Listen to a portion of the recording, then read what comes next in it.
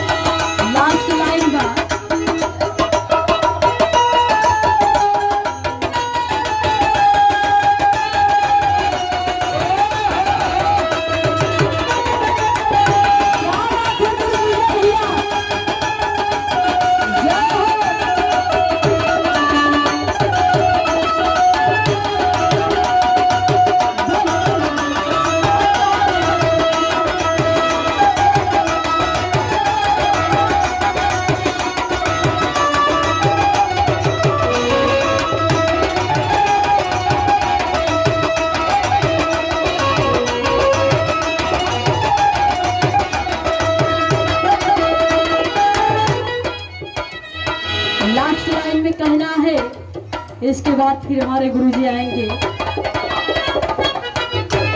कहना बा, ओहो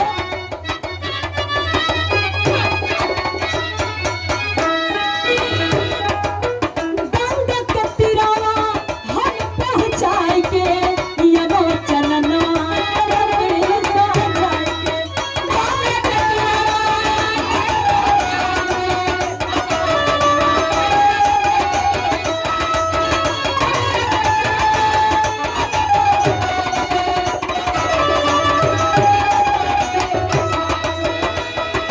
साहब जवन आदमी इंसान एगो बहुत ही अमीर होला जे काजू बादाम खाला, एगो बहुत भिखारी जे रोड पर भीख मांग के अपन जीवन बितावेला।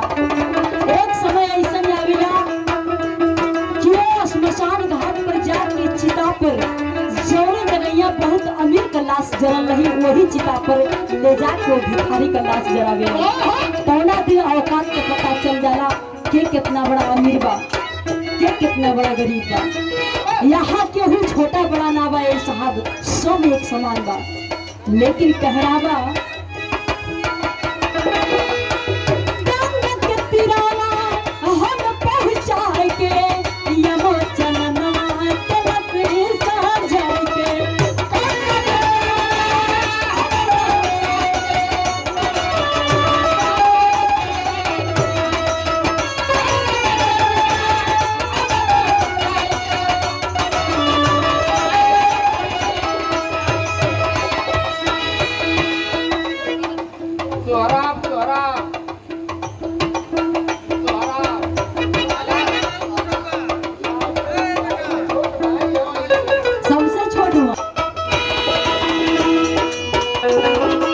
कहेली काजल अकेला